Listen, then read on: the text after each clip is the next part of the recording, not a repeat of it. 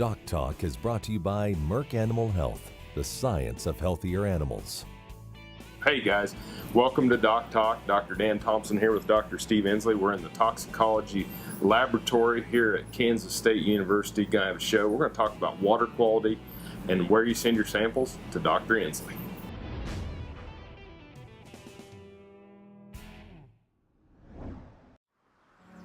As dependable as the sunrise, in dairy parlors, open pastures, on ranches and feed yards across America. A place where reputation is more than a name, where the science of healthier animals is a way of life. It's the responsibility that drives who we are and what we do. Every decision, every day. It's your livelihood and our responsibility. Closed captioning brought to you by VetGun with Amel and new AMA Abamectin Vet Caps, the 1-2 punch against hornfly resistance from AgriLabs.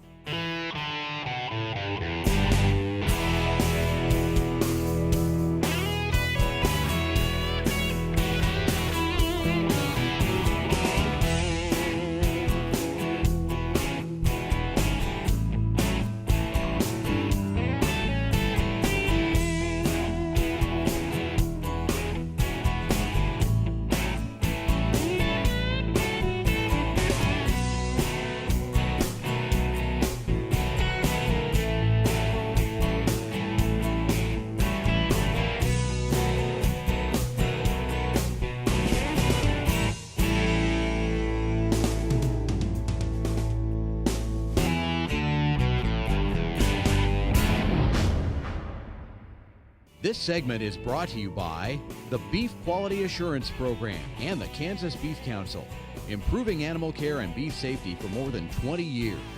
Hey folks, welcome to Talk. Dan Thomson here with my friend and colleague, Dr. Steve Ensley. We're here at Kansas State University's College of Veterinary Medicine, and we're here in the talk section where Dr. Ensley is the director of toxicology here at Kansas State, and we're going to talk about something you know.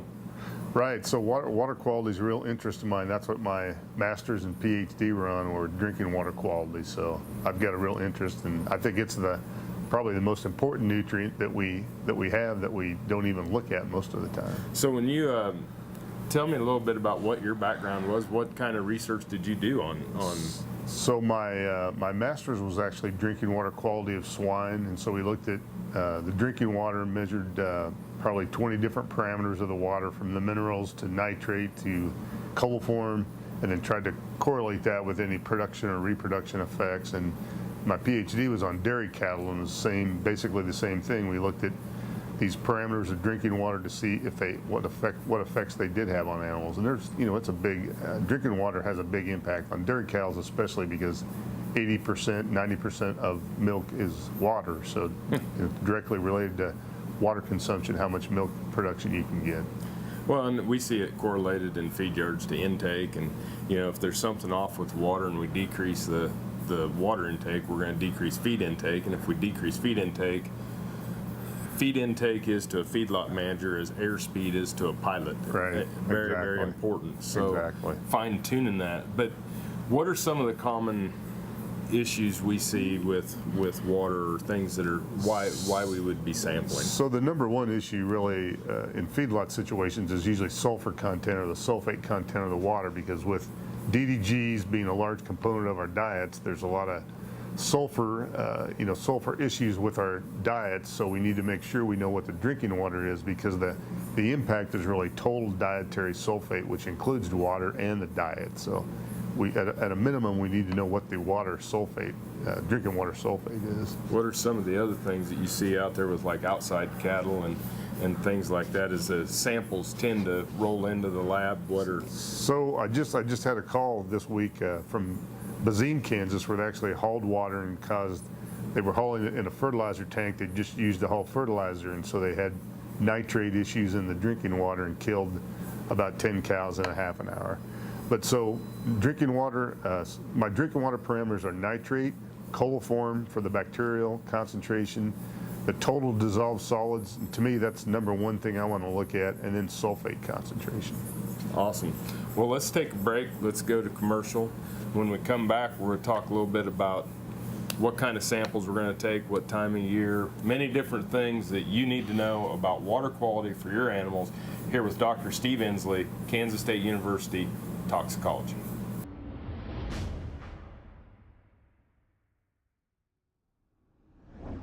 Hey folks, thanks for joining me on today's Cattle First Minute as sponsored by Boehringer Ingelheim Vet Medica. You know, when we start to think about breeding season and turning bulls out, the one thing I can't emphasize enough is to get a breeding soundness exam done on your bulls before turnout. And some of the things that can happen during the winter, whether it's frostbite in certain areas of the body or there's things that can happen that will cause a bull to become infertile, are things that you need to make sure. The other thing that's very important on a breeding soundness exam is we have to make sure that we don't have lameness or issues with the feet, because no wheels, no calves. So making sure that we have a sound bull structurally, making sure that we have one that's fertile and one that can produce enough sperm and enough volume with enough motility with no defects in the sperm is vitally important to making sure every year before you turn out to ensure that you get a calf crop, at least from the bull's point of view. When you're in the cattle business, no matter how much it's a business, it still starts with cattle. It's this basic notion that sits at the core of how we approach things at Boehringer Ingelheim. We understand when you put the cattle first, it just naturally leads to doing the right things. If you want to do well in this business, you start by doing right. Take care of the cattle, and they'll take care of you.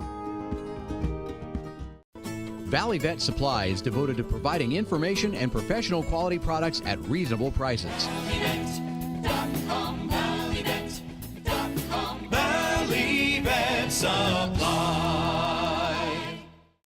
This segment brought to you by the new Hired Hand Portable Cow Sprayer. For more information, visit cowsprayer.com. Hey folks, welcome back to DocTalk. Dr. Dan Thomson here with Dr. Steve Ensley. We're on faculty at Kansas State University, and Dr. Ensley and I go way back. We've spent a couple of decades together, and he's one of the people that really gets it. He's a former practitioner. His father is a practitioner. He understands the component of service and how the university can provide service to the stakeholders, which is the producers, the veterinarians, and beyond. Right. And so utilize our tox lab, utilize our services.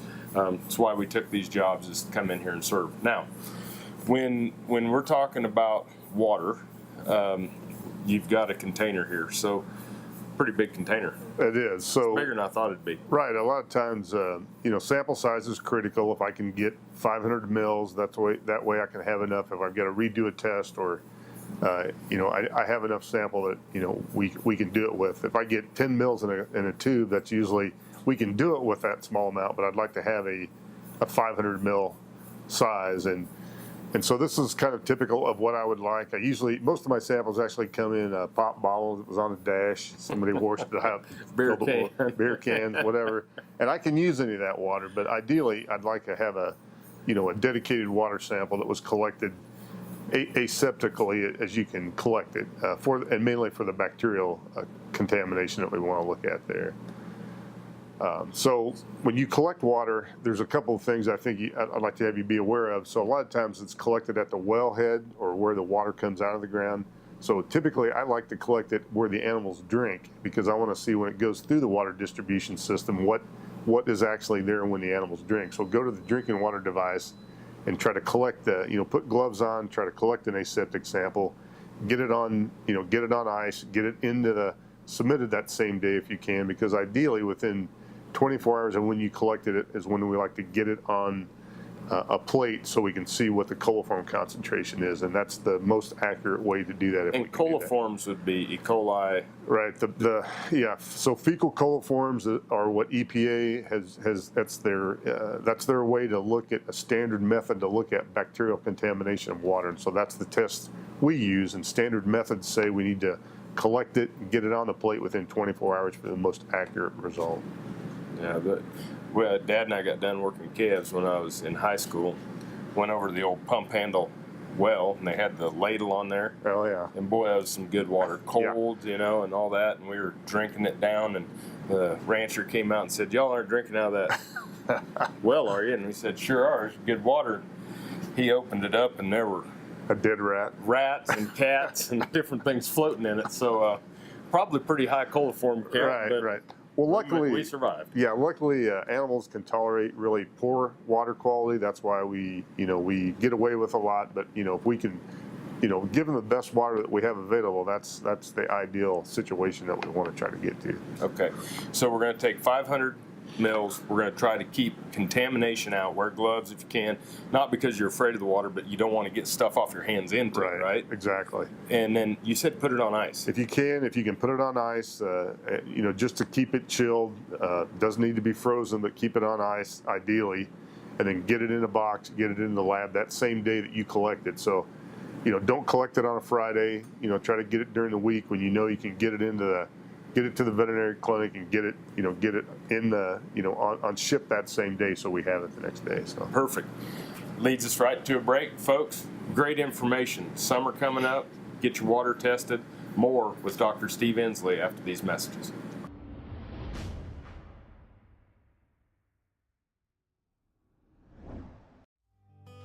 Did you know long-range planning through the Checkoff can help keep your business profitable? To successfully pass on cattle operations from one generation to the next, it's important to promote beef and keep farms and ranches profitable. Your Beef Checkoff helps do that. We're Jurger's Cattle Company, cow-calf operation primarily, with a small replacement heifer operation. We started our operation in 2012, but we expanded on my father-in-law's operation, who started in the 70s, and built off his expertise and his knowledge, and have taken and grown it to what it is today. We span about 4 different counties in North and South Carolina, running about 1,000 acres with 350 roughly head of mama cows. My husband and I and my son and my father-in-law operate together. About 2 years ago, we decided to make the switch to become all-natural producers. And what that means is it's a certain standard of quality and life for not only the calves that become part of the food source and the meat itself, but the cows also. Beef Checkoff is important for our operation in a twofold way. First is marketing, creating a customer for us. We sell directly to feedlots, but our end game is the consumer. We want to create a product for the consumer that they desire, that they want to go back to the supermarket or steakhouse and they want more beef.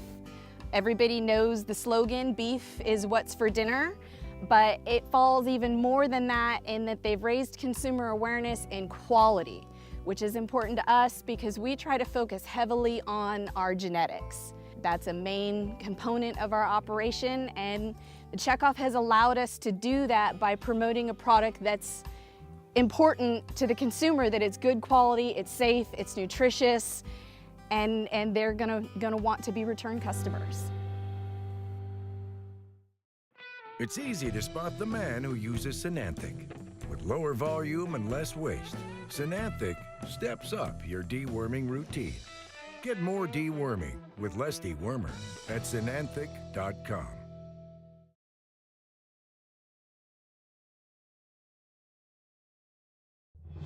No matter where, no matter why, the Veterinary Health Center at Kansas State University is committed to providing quality patient care to animals and exceptional customer service to their owners. From routine checkups to emergency and specialty care, our world-renowned specialists and experienced professionals are here to discover, to teach, and to heal. Let us know. How can I help? How can we help? When it comes to stopping hornflies, cattlemen love their Vet Gun. Today they love it even more because Vet Gun now has a 1-2 punch with 2 VetCap insecticides. New AIM-A abamectin can be used in rotation with AIM-L for effective in-season control. Each delivers a unique mode of action to manage hornfly resistance. So start your in-season rotation program with AIM-L and new AIM-A abamectin VetCaps from AgriLabs. This segment is brought to you by the Beef Quality Assurance Program and the Kansas Beef Council, improving animal care and beef safety for more than 20 years. Hey folks, welcome back to DocTalk. Dr. Dan Thomson here with Dr. Steve Ensley, who is the director of our toxicology section at Kansas State University's Veterinary Diagnostic Lab, talking about taking water samples. And you know, I as we talked during the break, that hauling water, you got to have a dedicated tank. Right. So what the issue is, I've already seen it this week. If you have a tank that you use, big plastic polypropylene tank that you've used to haul fertilizer of any kind, you can't clean that enough to ever use that to haul water for animals. So if you have to haul water, if you're low on water, or no water supply for the animals, and you have to haul water, you have to get a dedicated tank that only hauls water, because there's no way to get the urea and the nitrate out of the tanks that you've hauled fertilizer with. Because when I see death loss, that's always the scenario, and it's very concentrated. We kill animals very quickly because solubilized nitrate or urea is a great way to kill animals very fast, especially if they're thirsty. Probably if you go to buy a used tank, you might want to ask what somebody used it for to haul. Yeah, they've been using fertilizer. Right, and there's no way, steel tanks, whatever, there's no way you can steam clean or get them clean enough where it's not a risk. And so to eliminate the risk. Could someone buy a tank, fill it up with water, take some samples, send it in and see? Right. And that might be a way to find a cheap tank and test. Right. And that, what about pond water, things like that? What are some things that we need to test for or look for? So ideally, ideally with pond water, we want to try to, if we can, to provide water where animals don't have to go into the pond to drink water, because when they do, we see a lot of fecal contamination and decreases the water quality. So if there's any way that you can punch a hole through the dam to drain water into a tank where they drink out of, that's the ideal situation. But if they're drinking out of the pond, the biggest issue we see now is with blue-green algae. So phosphorus and nitrate, any runoff, especially after a rainfall event, could potentially this time of year could cause a bloom, an algae bloom. And algae, when they bloom, they can produce a toxin that's very potent at very small concentration. So if you see anything that looks like paint on the water or any kind of you need to, algae bloom is different than the moss that grows, but anything like that, be aware that may be an issue. We may need a water sample to look at. Don't let the cow dog drink it. Right, exactly. Because I've seen cases where a dog swam through the pond, got out on the other side, and fell over and died because they drank the water, and there was the neurotoxin, blue-green algae in there that will immediately kill animals or people. Yeah, pretty important to note. So get your samples, have a dedicated water tank for hauling water. Ponds, we're looking at blue-green algae and trying to have drinker points or something to keep cows out. Right, if you can do that, that's ideal. Perfect. So, we're going to take a break. When we come back, we'll have a wrap-up session here with Dr. Steve Ensley at Kansas State University.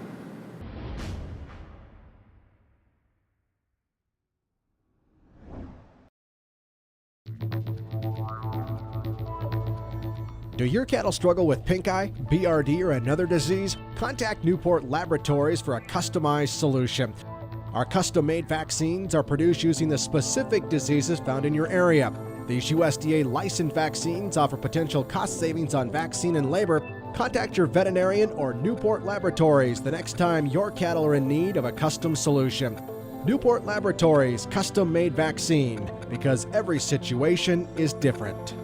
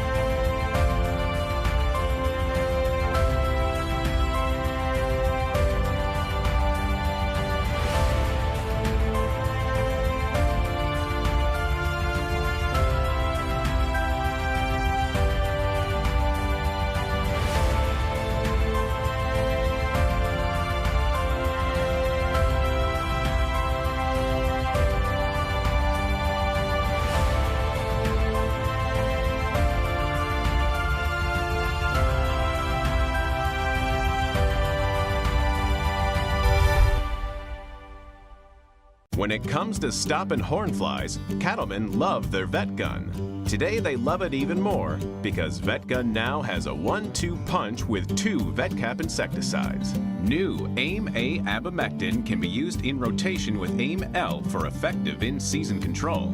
Each delivers a unique mode of action to manage hornfly resistance.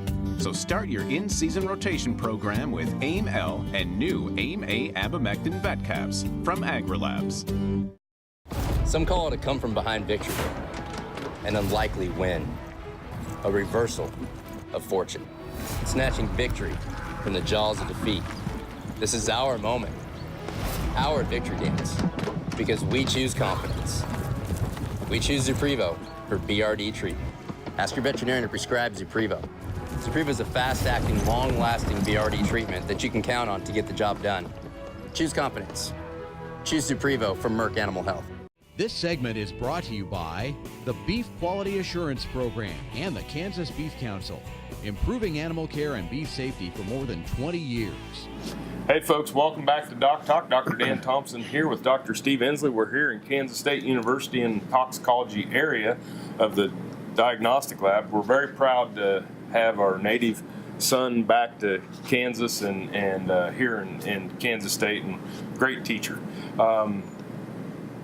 You're talking about we've changed these beef cows now to milking a lot more, and that just puts more pressure. Yeah, exactly. So we have all these high milk EPDs animals that are producing a lot of milk, so they need water. So in any animal production situation, the water quality is very important. I want to have that optimum, but water availability is the biggest issue. I see if we can't get water to the animals in an adequate amount, when they come to drink, have a drinker or drinking device, or have adequate area to drink or water supply.